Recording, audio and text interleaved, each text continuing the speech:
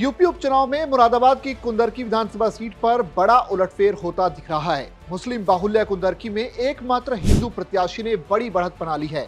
यहां बीजेपी के रामवीर ठाकुर 50,000 से ज्यादा वोटों से बढ़त बनाए हुए हैं। वहीं सपा के कद्दावर नेता और प्रत्याशी हाजी मोहम्मद रिजवान 12 बजे तक सिर्फ 7,000 वोट ही पा सके। जारी रुझानों के मुताबिक कुंदरकी से बीजेपी के रामवीर ठाकुर की जीत लगभग तय मानी जा रही है। गौरतलब है कि कुंदरकी उपचुनाव में 11 मुस्लिम उम्मीदवारों के बीच बीजेपी ने अकेले हिंदू उम्मीदवार को मैदान में उतारा। वहीं सपा ने जिन हाजी मोहम्मद रिजवान को अपना प्रत्याशी बनाया, उनका राजनीतिक अनुभव करीब 40 साल का है। वो पहली बार 2002 में कुंदरकी सीट से चुनाव जीते थे। हालांकि 2007 में बसपा के हाजी अकबर से हार गए थे, लेकिन 2012 और 2017 में उन्होंने वापसी करते हुए लगभग 2 बार कुंदरकी सीट पर जीत दर्ज की। ये सीट सपा का गढ़ मानी जाती रही है, लेकिन इस बार बीजेपी ने सपा के गढ़ में सेंध लगा दी है, जो अखिलेश यादव के लिए किसी बुरे सपने से कम नहीं है। नतीजों को देखकर सवाल उठ रहे हैं कि क्या कुंदरकी में मुस्लिम वोट के बंटवारे का फायदा बीजेपी को मिला। साथ ही सीएम योगी आदित्यनाथ के अग्रेसिव कैंपेन का भी पार्टी को फायदा हुआ। खुद रामवीर ठाकुर भी मुस्लिम मतदाताओं के बीच पैठ बनाने के लिए हर संभव कोशिश कर रहे थे। बीजेपी की मुस्लिम विंग और मुस्लिम नेताओं ने कुंदरकी में डेरा डाले रखा था और जमकर चुनाव प्रचार किया। वहीं समाजवादी पार्टी उम्मीदवार के खिलाफ एंटी इनकम्बेंसी भी देखने को मिली।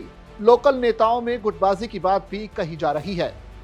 कुंदरकी उपचुनाव में बीजेपी से रामवीर ठाकुर, बसपा से रफतुल्ला जान, एआईएमआईएम से हाफिज वारिस और आजाद समाज पार्टी से चांद बाबू मैदान में थे, जबकि सपा के हाजी मोहम्मद रिजवान सबसे मजबूत उम्मीदवार माने जा रहे थे। हालांकि नतीजों में ये नजर नहीं आया। बता दें कि इस बार के यूपी के उपचुनाव में सबसे ज्यादा मतदान कुंदरकी में ही हुआ था।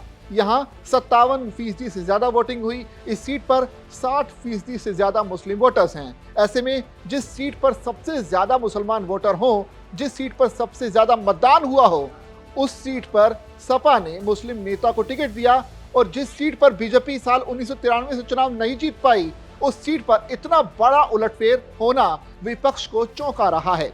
कुंदरकी रिजल्ट पर सपा प्रत्याशी हाजी रिजवान ने रिएक्ट भी किया है। उन्होंने कहा कि चुनाव में धांधली हुई है, सरकार ने वोट ही नहीं पड़ने दिया।